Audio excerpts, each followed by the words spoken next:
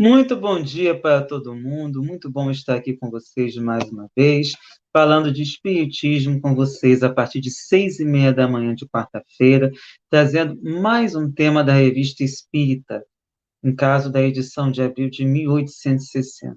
E hoje a gente vai trazer um texto atribuído a um outro santo católico, a gente deu de um outro semana passada, ou em outro momento, porque afinal, às vezes as gravações não vêm da maneira como nós gostaríamos, mas a gente procura trazer algumas, deixando aqui mais stand-by para algumas situações.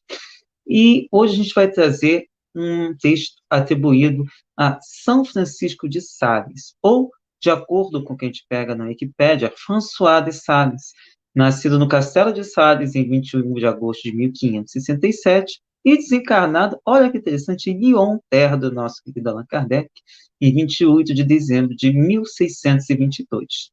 Ele foi um sacerdote católico saboiano. Ele também foi bispo de Genebra do século XVII, declarado santo e doutor da Igreja pela própria Igreja Católica. Ele ficou famoso por sua profunda fé e por sua abordagem gentil aos conflitos religiosos que inflamaram sua diocese durante a Reforma Protestante. Ele escreveu também muitas obras sobre direção e formação espiritual, particularmente Introdução à Vida Devota e ao Tratado do Amor de Deus.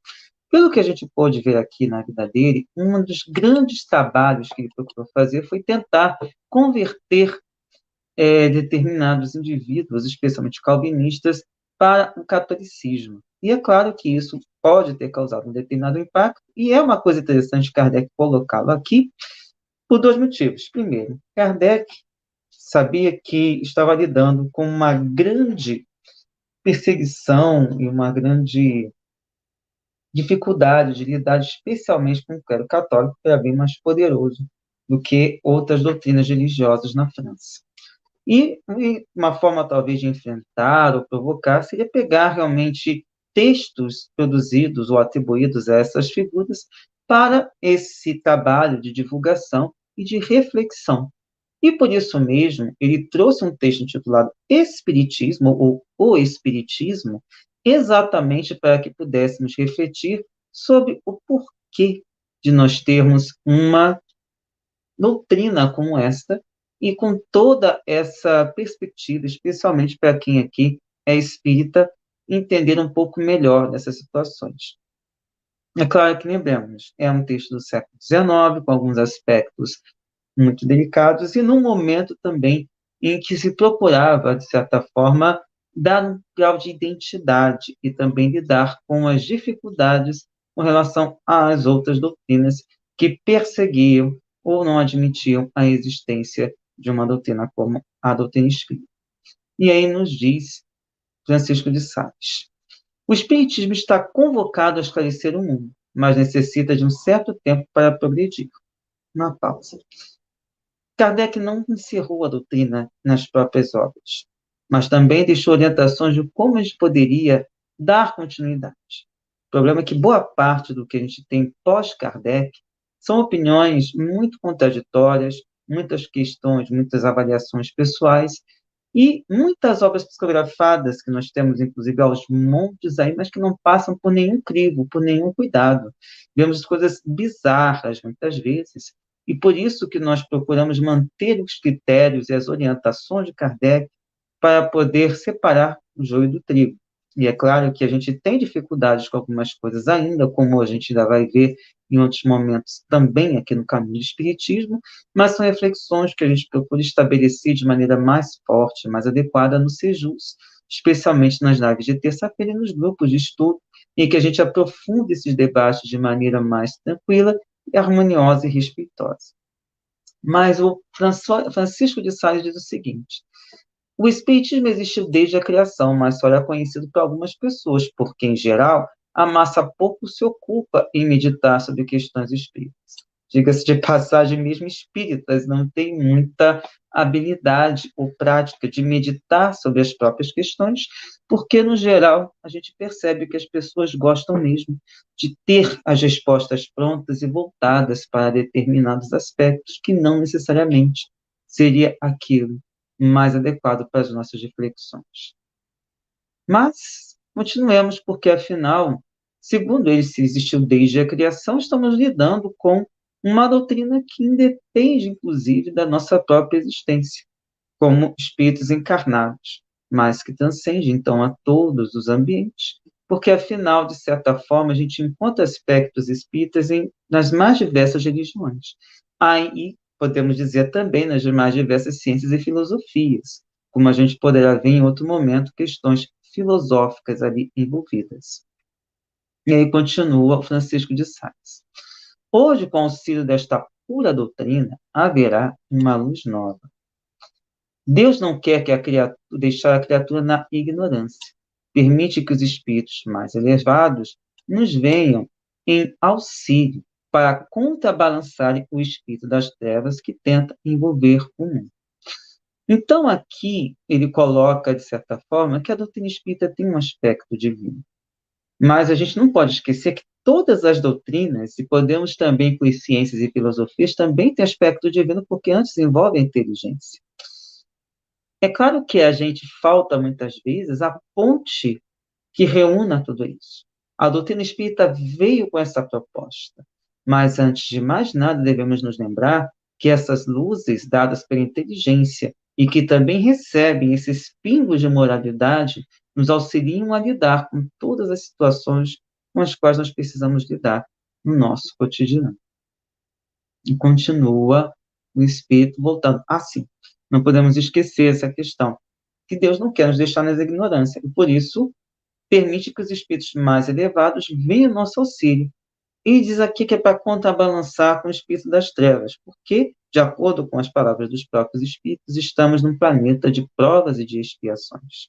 E estando nessas condições, é muito mais fácil deixarmos nos levar por todas as maldades, pensamentos impuros, mundanos, ou qualquer coisa que estimule o nosso sentir, nossos instintos, nossas vontades de tomar o que é o outro, o orgulho, o egoísmo, porque nós ainda temos isso pouco educado dentro de nós.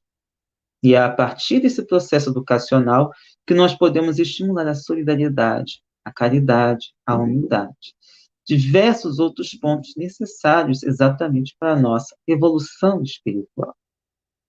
E é claro, esses espíritos mais elevados, conforme o Francisco de Sales procurou nos dedicar, estão também nas outras doutrinas, estão também nas outras filosofias, estão também nas ciências, mas mesmo as materialistas, porque eles vêm trazer orientações, dar, digamos, dicas, inspirar intuições, exatamente para que possamos sair dessas trevas da ignorância. Continua Francisco de Sales. São necessários. O orgulho humano obscurece a razão e faz cometer muitos erros. E o que é o orgulho humano? Já são palavras minhas, nossas aqui, intuitivamente inspiradas também, senão essa vontade de nos acharmos maiores do que Deus, ou maiores do que qualquer outra coisa, sermos a última bolacha do pacote, né, que geralmente está quebrada, né? Mas, de qualquer forma, nos consideramos os maiorais, quando nós deveríamos olhar um pouquinho mais tranquilidade, com mais humildade, e não podemos nos esquecer que, acima de nós, há uma inteligência suprema, causa primeira de todas as coisas, que nós costumamos chamar de Deus dentro da doutrina espírita, mas em outras doutrinas recebem outros nomes. Algumas observam essa força de maneira antropomórfica e outras tentam até nem mesmo defini-la, como algumas doutrinas orientais. Mas, a rigor, é importante que a gente entenda que nada, se tivéssemos o poder divino de fazer tudo conforme a nossa vontade, nós certamente já teríamos nos matado há muito tempo, pois nós ainda somos muito materialistas. E é preciso que nós entendamos essa parte espiritual para que nós superemos esse terra a terra, superemos essas dificuldades. E é por isso que o Francisco de Sales continua. São necessários espíritos simples e dóceis para difundirem a luz e atenuarem todos os males. Ou seja, através da mansidão, da simplicidade e de outros valores que envolvem a humildade e a caridade, nós vamos conseguir mudar este mundo. Mas, é claro, uma andorinha só não faz verão. É preciso que nós todos nos dediquemos a nos transformarmos internamente E também não nos esqueçamos de que não é uma transformação egoísta que vai mudar o mundo. É uma transformação que envolve o nosso lidar com nossos irmãos, que envolve a nossa maneira de ser e de lidar com todas as situações. Por isso, Francisco de Sales nos diz: coragem, persistir nesta obra, que é agradável a Deus, porque ela é útil para a sua maior glória, e dela resultarão grandes bens para a salvação das almas. E o que é a salvação, senão o alcançar do patamar mais elevado, que é de espírito puro, conforme nós temos na escala espírita? Vai acontecer amanhã? Certamente não, ainda temos muito a evoluir. Mas se não dermos o primeiro passo agora, nós vamos continuar amarrados, atados a grandes situações de difícil lidar, de difíceis condições, porque nós ainda estamos muito presos, amarrados no lamaçal do terra a terra. E é por isso que nós vamos sempre estar aqui, lutando para trazer esses aspectos e lembrando que somente com a justiça social nós vamos conseguir mudar este planeta. Não somente com uma reforma íntima egoísta ou uma alta educação que só olhe para o nosso próprio umbigo. Por isso que Francisco de Sales diz que é preciso agir, não somente internamente, mas é preciso agir externamente também. Para encerrar, lembramos que nós somos o Sejus, Coletivo de Estudos Espiritismo e Justiça Social. E, nesse momento, nós temos diversas frentes dentro dessas redes sociais e também grupos de estudo, especialmente no WhatsApp, para que nós possamos compreender como aplicar a justiça social no planeta. Às terças-feiras, nós temos lives no YouTube e no Facebook, para a gente trazer aspectos estudados durante a semana nos livros escolhidos pela comunidade do Sejus. E temos em outros grupos, digamos, setorizados, como estudos de Kardec, estudos sobre negritude, estudos sobre diversidade sexual, estudos sobre esperanto, e outros grupos voltados, inclusive, para debates políticos bastante interessantes, especialmente nesses momentos em que nós estamos vivendo. E lembrando que, antes de mais nada, estamos aqui no canal Paz e Bem, e contamos com o seu apoio para curtir, compartilhar, deixar o nosso coraçãozinho quando for no Facebook, e também temos a oportunidade de trazer aqui sempre esses assuntos para tratarmos. E se você puder contribuir financeiramente para o nosso canal, nós vamos lutar para envolver mais formas de espiritualidade, pois este objetivo, que é o do canal Faz Bem, trazer espiritualidade plural e permitir que nós superemos essas barreiras que os algoritmos, como o tanto do YouTube quanto do Facebook, promovem para os canais que se posicionam à esquerda, que é se posicionar ao lado do povo pobre, que é se posicionar ao lado do caminho, da verdade e da vida, que é amar ao próximo como a nós mesmos, fazendo aos outros somente aquilo que gostaríamos que fizessem conosco. Então, agradecemos a presença de todo mundo.